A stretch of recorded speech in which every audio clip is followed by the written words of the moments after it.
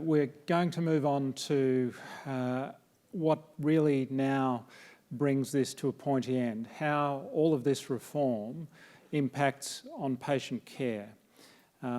Professor Brian McCaughan, who's the board chair of both the CEC and the Agency for Clinical Innovation, I'm sure just about everyone in the room knows, a cardiothoracic surgeon from Royal Prince Alfred Hospital. Brian.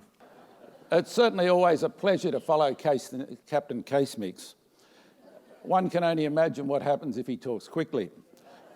But as he said, I am a surgeon. I'm a cardiothoracic surgeon, and I'm certainly not used to being told what to do or what to say. Thank you, Deb Hyland. I was given this topic, it's not mine, and many of you would have wondered about that in looking at it. This is not Brian's style, correct. However, the more I considered it, the more I thought about it, I thought I'd take the politician's approach in answering a question to Lee Sales on the 7:30 report. I'd say whatever I wanted to say regardless of the topic. So here we go. Firstly, let me say that a bit like Duckett, these comments are purely my own and based on little and personal and have not been approved or endorsed in any form by the members of my board, some of whom are here, boards, or the chief executives of the ACI or CEC. If anyone's to be shot, Andrew, it's me. As we all know, funding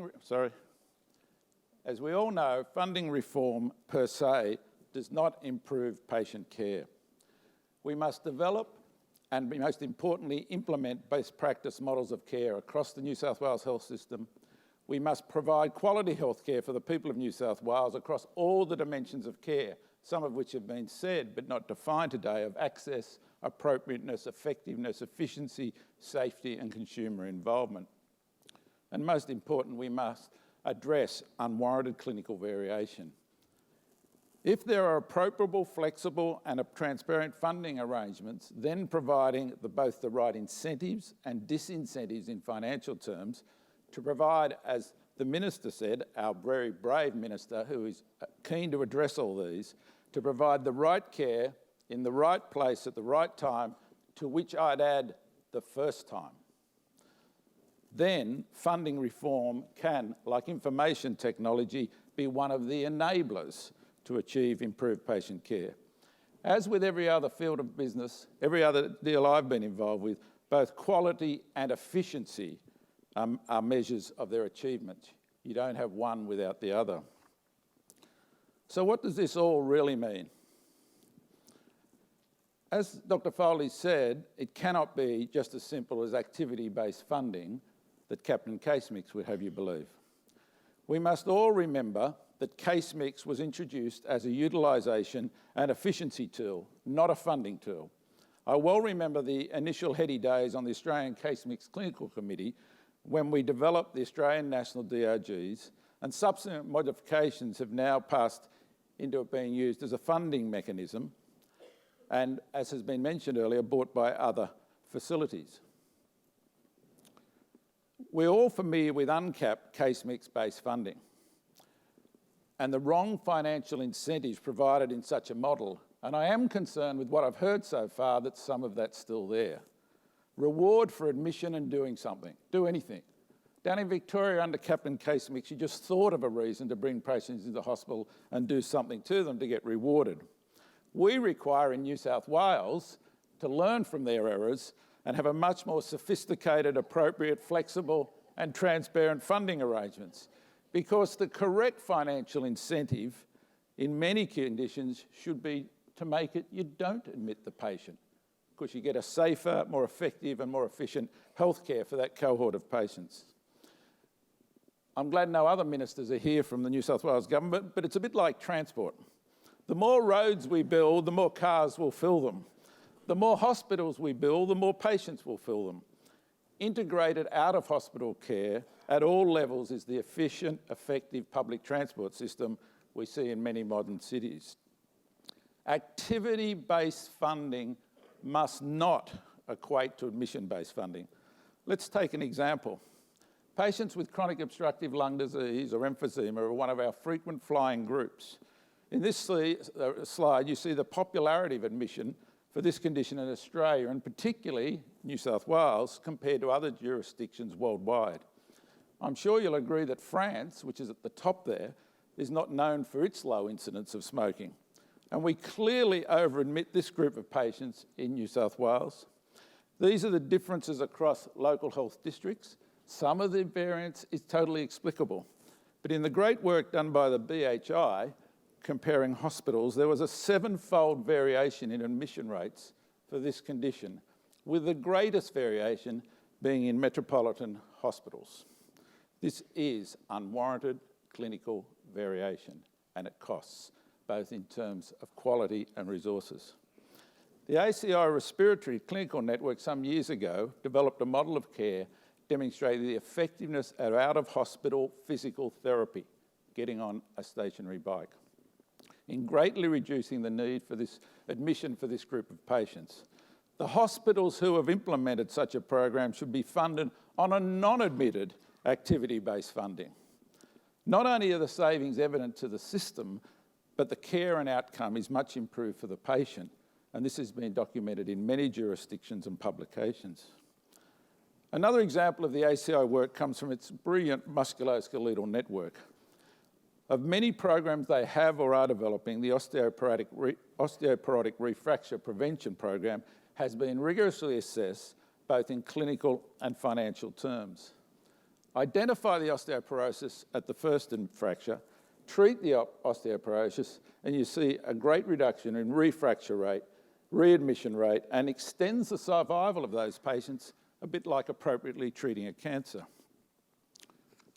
The economic analysis, and this is real data, on 3 local health districts in which it was modelled, that if this model of care was implemented across New South Wales, that on an indicative basis over 10 years, 250,000 bed days would be used for other patients, representing a notional saving of $238 million.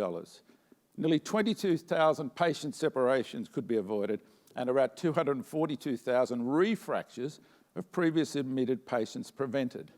Nearly 150,000 patient readmissions within 28 days would be avoided. This is quality care. This is much more important than case mix care. The model of care has been described, and the tsunami that is coming demonstrated. A solution has been provided for the LHDs to consider. The economic analysis has described the cost of continuing business as usual, and demonstrating and implementing the model of care can reduce the cost for LHDs, and the effects can be seen in year 3 of the program. Epidemiological, clinical and economic information provides a comprehensive argument for consideration by all LHDs. What makes these projects possible, though, is undoubtedly collaboration and partnerships at all levels, particularly involving, as Stephen touched on, the interaction between managers and clinicians through the whole program. At ACI, there are example after example of clinical guidelines developed by clinicians, consumers, and increasingly managers. They represent the opportunity to provide the appropriate treatment appropriately at a lower unit cost. We've heard a lot about activity-based funding, and it has its strengths, particularly in procedurally driven DRGs. As we all know, the cost weights is determined by an averaging processes, and hence hospitals and LHDs with, for example, high-quality surgical units who function with consultant-led services, coordinated care, minimal surgical complications and sepsis, and hence have a much shorter length of stay, with minimal return to the operating theatre and the rare need for readmission, will benefit greatly from an average cost weight that includes units of very poor quality outcomes. This is one of the elements of unwarranted clinical variation that has been discussed and is part of a session this afternoon. It came to the fore in the IPART study of health. Yes, the group that determines our electricity charges and bus fares looked at health in comparing 5 hospitals on a like-to-like basis and looked at 11 diagnostic-related groups. There are many recommendations, as you can see from this slide, and time prevents reflection on all of these. Well, if Rowan couldn't say more about me, we're obviously very short of time. What's extremely important, though, is the observations of the people from the IPART study makes great reading when you read this. They saw a range of management and clinical practice across all the hospitals they saw, and there were several what they called no-brainers. These are not my words, it's theirs. They felt all hospitals could be improved from learning from each other, and that's certainly what we're learning through ACI and CEC. The thing that surprised them was that these differences came as a surprise to managers and clinicians. And the clinicians really did think what they were doing was appropriate, but as they observed the differences that they saw very clearly, they can't all be appropriate. In one particular example, they looked at the length of stay for DRGs. This shows the wide variation in length of stay in blue and the ratio of the highest and lowest. In one particular operation, the best performing hospital, the surgeon and hospital will remain nameless, which was not surprisingly the one doing the most cases, and it's a bit like what Stephen said about hip replacement, that unit had a length of stay less than half of the state average, less than half, with a lower return to operating theatre and a lower operative mortality. This hospital clearly and appropriate benefits from an average DRG payment, although I could say that department doesn't seem to get rewarded for that. One thing that flows from this is the decision to whether to do a particular operation in your hospital if it costs more and your outcomes are poorer compared to the hospital down the road. As in Germany, and it was mentioned by Mary that they bought the DRGs that I was involved in developing, they take the view that if it can be done cheaper down the road for better outcomes, why wouldn't you purchase them? And that shouldn't be a shock to us. We only have one liver transplant unit, one heart transplant unit, two burns unit. But this is one of the ways the Germans, in their methodical way, implemented the Australian DRGs, which they did purchase from us. We've got a similar dilemma in New South Wales at the moment, which ACI is heavily involved with the Cancer Institute, following some very responsible and critical analysis from David Carrow and his group at the Cancer Centre with respect to low-volume, high-resource procedures in esophageal pancreatic surgery. This graph shows the number of operations done per year by individual hospitals. Don't look too closely, it would only frighten you, where some hospitals might do a pancreatectomy once every other year. There are far too many institutions performing far too few pancreatectomies and esophagectomies, and there are others being studied currently. And the most important thing in looking at this is it has a definite clear volume effect on both short-term and long-term outcome, with a greater than threefold increase in mortality at those hospitals performing the minimal amount. You've got to ask, would you have your relative operated at that hospital? But this is background information. The ACI, in conjunction with its highly successful Surgical Services Task Force, in conjunction with the Cancer Institute, the LHDs, and most importantly, the involved clinicians, are working towards determining the appropriate number and sites where this surgery should be performed, and there was a further meeting of that group last night. But surely, Director General, we should not have a financial model that pays a hospital for known, documented, low-quality outcomes. As difficult as it appears to be for the Commonwealth to do, and I've been involved with IPA on this, as difficult as it is to appear to quantify, outcome-based funding must be an integral part of activity-based funding. We can't ignore the outcomes for the sake of WESAs or any other acronym. The quality of care across the system is also extremely important away from the DRG environment. The CEC has been involved with many quality programs. Time only allows me to highlight two. Firstly, Bloodwatch. When I was a young doctor in white shorts, frightening thought as it may seem, Highland, we thought nothing of topping up the patient with a couple of units of blood. This will make you feel much, much better, dear. Little did we know that evidence would soon flow, showing that both the short-term and long-term outcomes for that patient were harmed by that strategy. Nothing like the dollar to focus the minds. Blood budgets were devolved to local health services in 2004, and we were able to more accurately quantify volume and cost of blood products in New South Wales. And more accurately, and this was the part of the CEC Bloodwatch program, so successfully rolled out by Cliff Hughes and his team from CEC.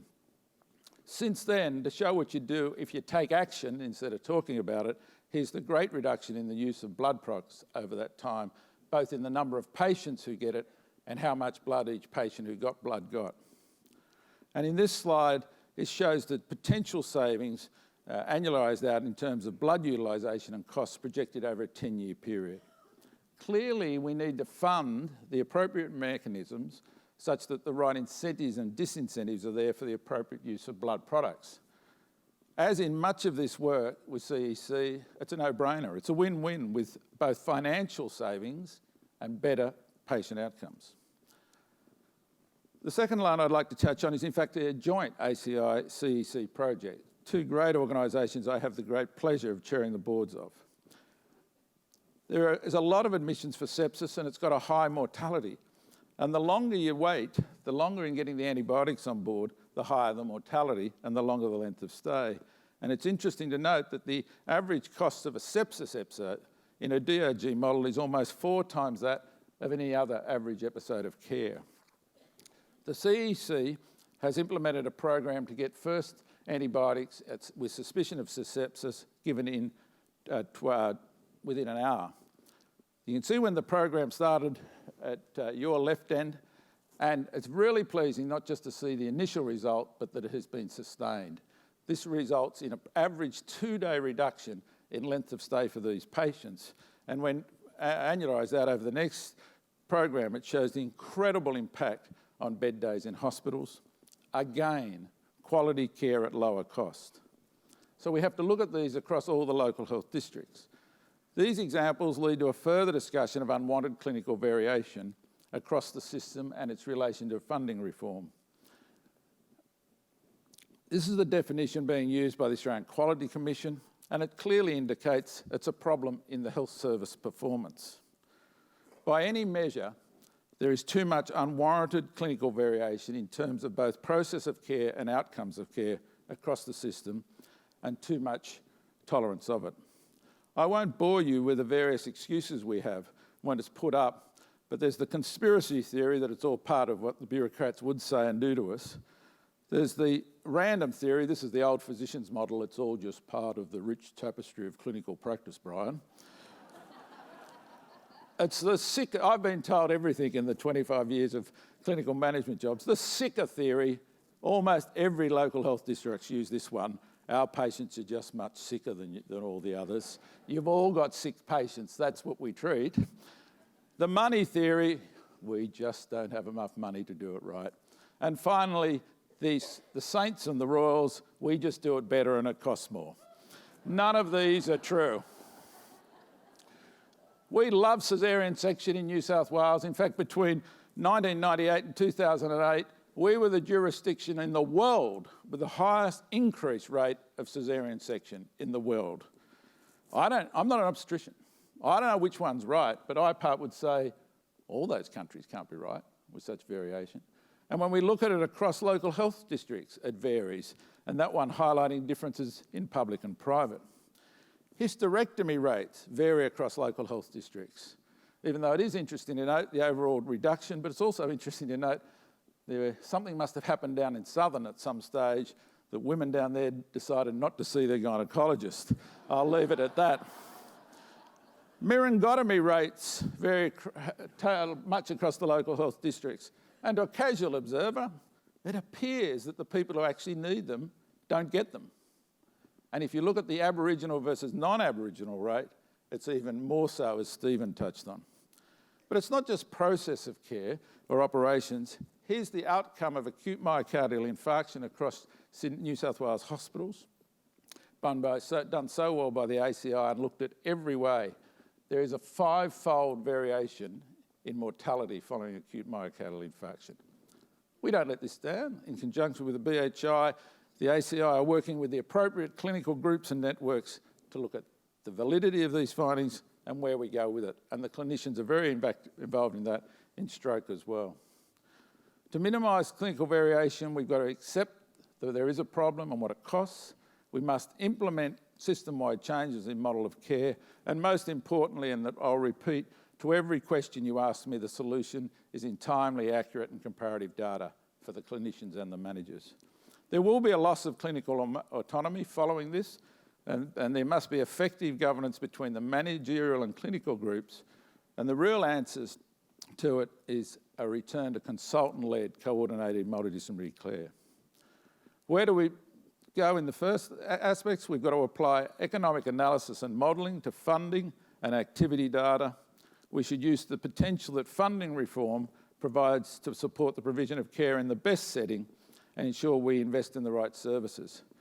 We should collaborate with all the partners and support LHDs and Medicare locals in implementing and delivering. We need to plan for the future, but most importantly, we need to change from an attitude of everything solved by a new dollar to looking at things, to changing adequate resourcing, supporting by disinvestment in things that no longer work or are not effective, and in reinvestment in things that do. It remains my firm belief from observations over 25 years of clinical management positions and having the opportunities to see models of care elsewhere in the world that link financials rather than solely to activity are more successful in implementing integrated health systems. Even if you're not attracted to the wonderful model at Kaiser Mounty because it's in North America, it is well worth looking more locally at the impressive Canterbury model in New Zealand of integrating its health services across all components. I'm aware that some of our local health districts have been looking at their Pathways model. Pathways, guidelines, call them what you will, they are critical in providing the way forward for patients to receive the best care at the lowest cost, no matter where they enter the healthcare system. We all feel the frustrations in the health system across boundaries at the interfaces. Commonwealth, state, inpatient, outpatient, GP specialists, public versus private, but no one faces it more than the poor punter attempting to access timely, appropriate care. It is our responsibility with funding reform to break down the artificial barriers rather than entrench them more deeply with further bureaucratic requirements. The way forward is clear to me. Accurately, timely, comparative information must be provided across the system in a highly transparent fashion, including public availability. This will drive the change. High quality healthcare in all its dimensions does not necessarily equate to high cost healthcare. Efficiency and savings provided by the right care in the right place at the right time, the first time, will provide the necessary funding. Thank you.